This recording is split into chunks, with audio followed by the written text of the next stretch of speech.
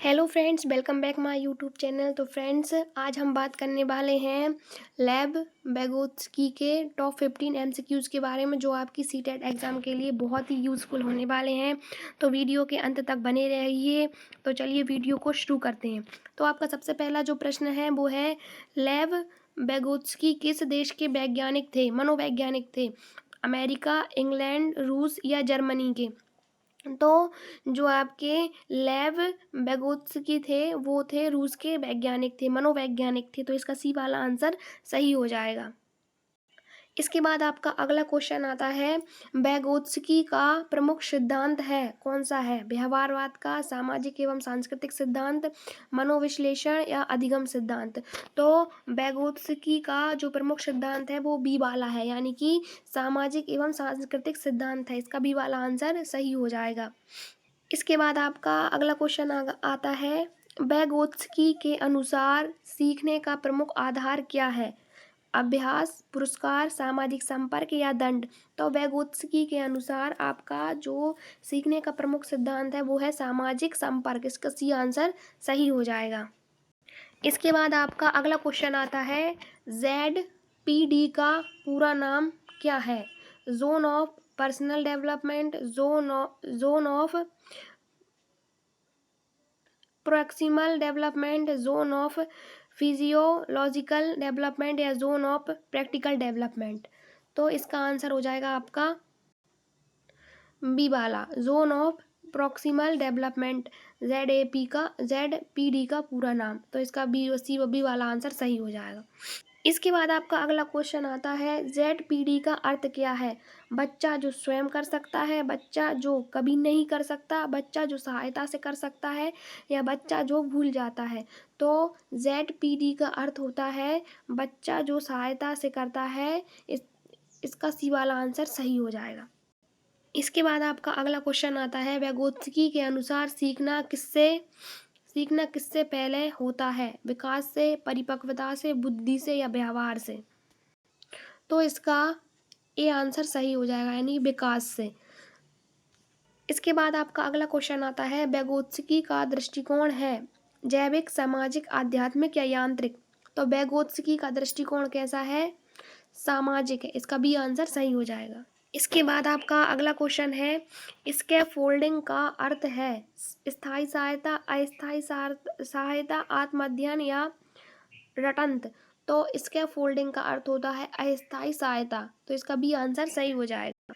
इसके बाद आपका अगला क्वेश्चन आता है, vygotsky के अनुसार भाषा का मुख्य कार्य क्या है? मनोरंजन, सोच का विकास, अनुशासन या स्मरण? तो भाषा का मुख्य कार्य क्या है? सोच का विकास करना। तो इसका बी वाला आंसर आपका है जो सही हो जाएगा। इसके बाद आपका अगला क्वेश्चन आता है, भाषा और विचार का संबंध है असंबंधित से, विरोधी से, परस्पर जुड़े से या स्वतंत्रता से? तो भाषा और विचार का संबंध किससे है आपका? तो इसका सी आंसर सही हो जाएगा, यानी परस्पर जुड़ने से। इसके बाद आपका अगला क्वेश्चन आता है, vygotsky ने किस प्रकार की भाषा पर बल दिया? सामाजिक भाषा पर, निजी भाषा पर, यांत्रिक भाषा पर या सभी प्रकार की भाषाओं पर? तो जो vygotsky थे ना, उन्होंने कौन सी भाषा पर बल दिया? तो सभी भाषाओं पर बल दिया। इसका डी आंसर सही हो जाएगा। इसके बाद आपका अगला क्वेश्चन आता है, निजी भाषा का प्रयोग बच्चा क्यों करता है? दूसरों से बात करने के लिए, स्वयं को निर्देश देने के लिए, खेल के लिए या अनुशासन के लिए? तो निजी भाषा का प्रयोग बच्चा क्या करता है? स्वयं को निर्देश देने के लिए करता है। तो इसका बी वाला आंसर सही हो जाएगा। इसके बाद आपका अगला क्वेश्चन आता है, निजी भाषा आगे चलकर बदल जाती है सामाजिक भाषा में, आंतरिक भाषा में, मौन भाषा में या बाह्य भाषा में? तो जो निजी भाषा रहती है वो आगे चलकर किस में बदल जाती है? तो आंतरिक भाषा में। आपका बी वाला आंसर इसमें जो है सही हो जाएगा। इसके बाद आपका अगला क्वेश्चन आता है, vygotsky के अनुसार शिक्षक की भूमिका है अनुशासक, मार्गदर्शक, परीक्षक या निर्णायक? तो vygotsky के अनुसार शिक्षक की क्या भूमिका होती है? तो शिक्षक क्या करता है? वह मार्गदर्शक होता है। इसका ये बी वाला आंसर जो है वो सही हो जाएगा।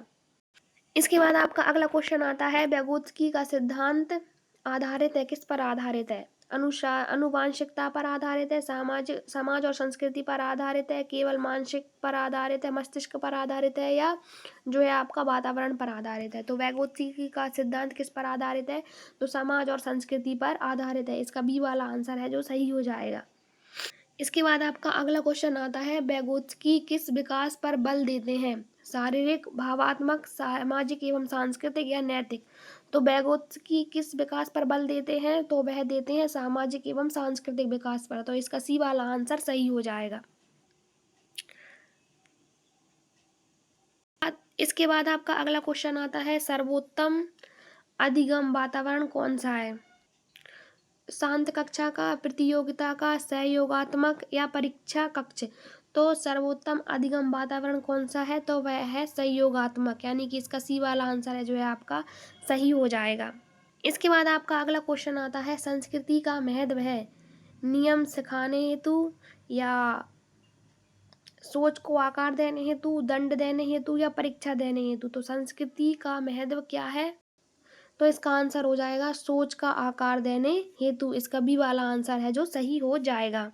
इसके बाद आपका अगला क्वेश्चन आता है, ज्ञान का निर्माण होता है रटने से, सामाजिक सहभागिता से, दंड से या अभ्यास से? तो ज्ञान का निर्माण होता है किससे?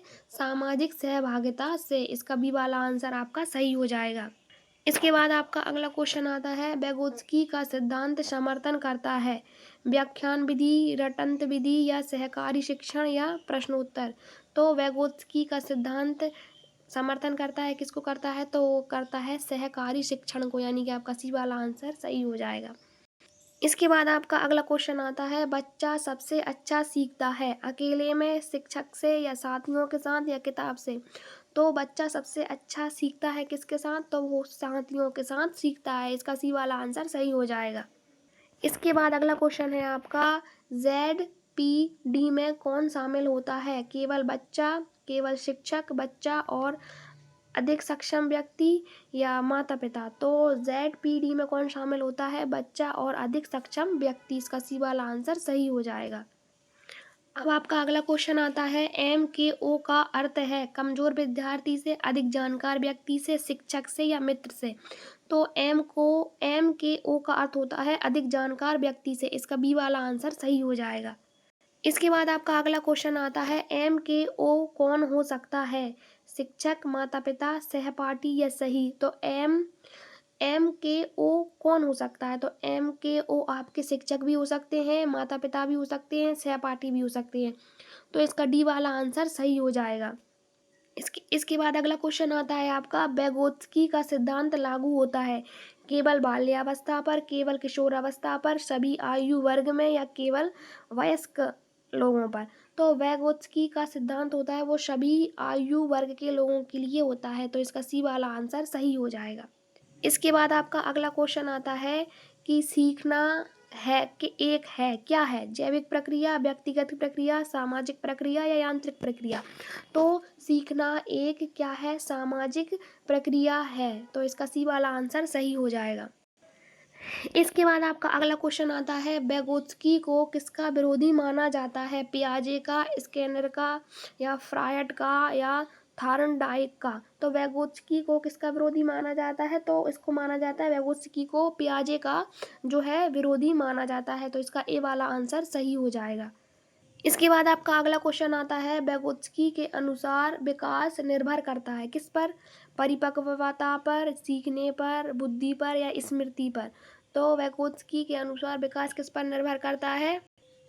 तो इस सीखने पर। इसका बी वाला आंसर है जो सही हो जाएगा। इसके बाद आपका अगला क्वेश्चन आता है, vygotsky का सिद्धांत कहलाता है संज्ञात्मक सिद्धांत, सामाजिक सांस्कृतिक सिद्धांत, व्यवहारात्मक सिद्धांत या अधिगम सिद्धांत? तो vygotsky का जो है सिद्धांत क्या कहलाता है? सामाजिक एवं सांस्कृतिक सिद्धांत कहलाता है। इसका बी वाला आंसर सही हो जाएगा। इसके बाद आपका अगला क्वेश्चन आता है, vygotsky ने किस पर सबसे अधिक बल दिया? जैविक कारक पर, सामाजिक कारक पर, मानसिक कारक पर या भावात्मक कारक पर? तो vygotsky ने किस पर सबसे अधिक बल दिया? तो इसका बी वाला आंसर सही हो जाएगा, सामाजिक कारक पर।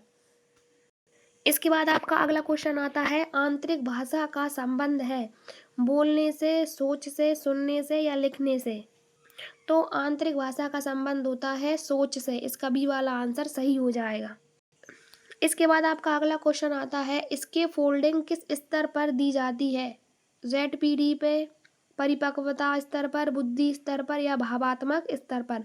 तो इसकी फोल्डिंग आपकी ZPD स्तर पर दी जाती है। इसका ए वाला आंसर सही हो जाएगा।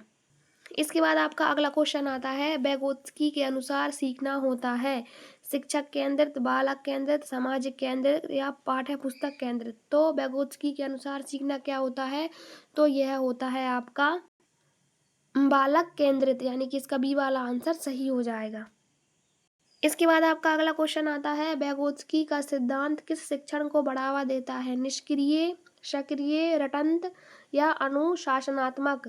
तो vygotsky का सिद्धांत किस शिक्षण को बढ़ावा देता है, तो वह सक्रिय शिक्षण को बढ़ावा देता है। इसका बी वाला आंसर सही हो जाएगा।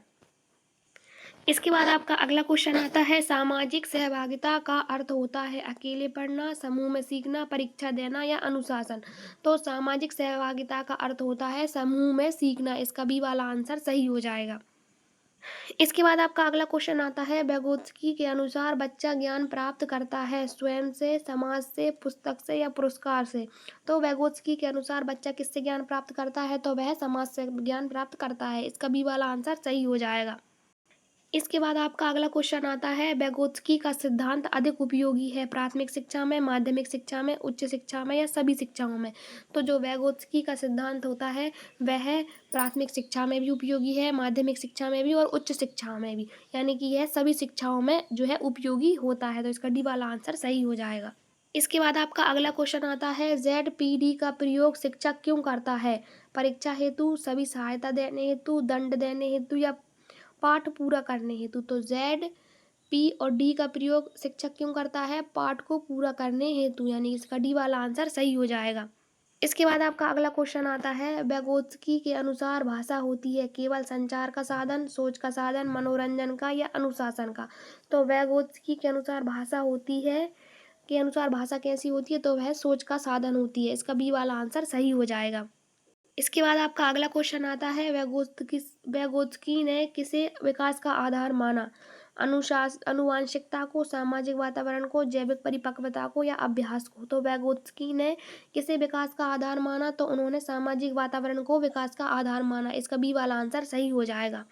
इसके बाद आपका अगला क्वेश्चन आता है, निजी भाषा सबसे अधिक देखी जाती है किस में देखी जाती है, किशोरों में, बच्चों में, वयस्कों में या वृद्धों में। तो निजी भाषा सबसे अधिक किस में देखी जाती है, तो वह बच्चों में देखी जाती है। इसका बी वाला आंसर सही हो जाएगा। इसके बाद आपका अगला क्वेश्चन आता है, vygotsky के अनुसार सीखना क्या होता है, निष्क्रिय, सक्रिय, यांत्रिक या स्थिर। तो vygotsky के अनुसार सीखना कैसा होता है, सक्रिय रूप से होता है। तो इसका बी वाला आंसर सही हो जाएगा। इसके बाद आपका अगला क्वेश्चन आता है, सामाजिक सांस्कृतिक सिद्धांत का मुख्य तत्व क्या है, संस्कृति, दंड, पुरस्कार या परीक्षा। तो सामाजिक और सांस्कृतिक सिद्धांत का मुख्य तत्व होता है संस्कृति। इसका ए वाला आंसर सही हो जाएगा। इसके बाद आपका अगला क्वेश्चन आता है, vygotsky के सिद्धांत में शिक्षक होता है शासक, सहयोगी या निर्णायक या अनुशासक। तो vygotsky के सिद्धांत में शिक्षक की क्या भूमिका होती है, तो वह एक सहयोगी होता है। इसका बी वाला आंसर सही हो जाएगा। के बाद आपका अगला क्वेश्चन आता है कि ZPD का उपयोग किसके लिए होता है, कमजोर छात्र पहचानने के लिए, उचित सहायता देने के लिए, परीक्षा बनाने के लिए या पाठ्यक्रम बनाने के लिए। तो ZPD स्कीम होती है, उसका जो उपयोग होता है वह उचित सहायता देने के लिए होता है। तो इसका बी वाला आंसर सही हो जाएगा। इसके बाद अगला क्वेश्चन आता है, vygotsky के अनुसार अधिगम होता है पहले विकास या विकास से पहले या दोनों साथ में या कभी नहीं। तो vygotsky के अनुसार अधिगम क्या होता है, तो यह विकास से पहले होता है। इसका बी वाला आंसर सही हो जाएगा। इसके बाद अगला क्वेश्चन आता है कि आपके जो vygotsky हैं वह किस अधिगम को महत्व देते हैं, व्यक्तिगत, सामाजिक, जैविक या भावात्मक। तो वह कौन से अधिगम को महत्व देते हैं, सामाजिक अधिगम को महत्व देते हैं। इसका बी वाला आंसर सही हो जाएगा। इसके बाद आपका अगला क्वेश्चन आता है, सही योगात्मक अधिगम का समर्थन किसने किया था, पियाजे ने, स्किनर ने या vygotsky ने या फ्रायड ने। तो सहयोगात्मक जो अधिगम होता है उसका समर्थन किसने किया था, vygotsky ने किया था। इसका सी वाला आंसर सही हो जाएगा। तो फ्रेंड्स, जैसा कि आपको पता है, यह वीडियो जो होती है जो है तो वो सीटेट एग्ज़ाम के लिए बहुत ही यूज़फुल है। साथ ही यह सभी परीक्षाओं के लिए जिनमें vygotsky का सिद्धांत पूछा जाता है, उन सभी परीक्षाओं के लिए भी यह उपयोगी है। और अंत तक बने रहने के लिए फ्रेंड्स धन्यवाद।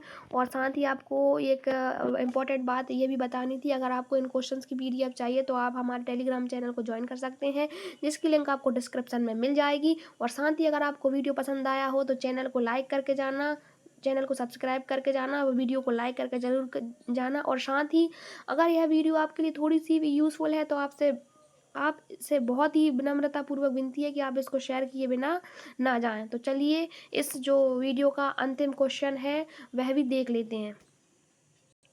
तो आपका यह लास्ट क्वेश्चन है, वह है vygotsky का सिद्धांत किस परीक्षा में महत्वपूर्ण है? तो UPSC, सीटेट, SSC या बैंक? तो vygotsky का सिद्धांत किस परीक्षा के लिए महत्वपूर्ण है? तो यह सीटेट के लिए महत्वपूर्ण है। इसका बी वाला आंसर सही हो जाएगा। तो अंत तक बने रहने के लिए फ्रेंड्स धन्यवाद। ऐसी ही मोर वीडियोज़ के लिए हमारे चैनल को सब्सक्राइब करना ना भूलें। Thank you.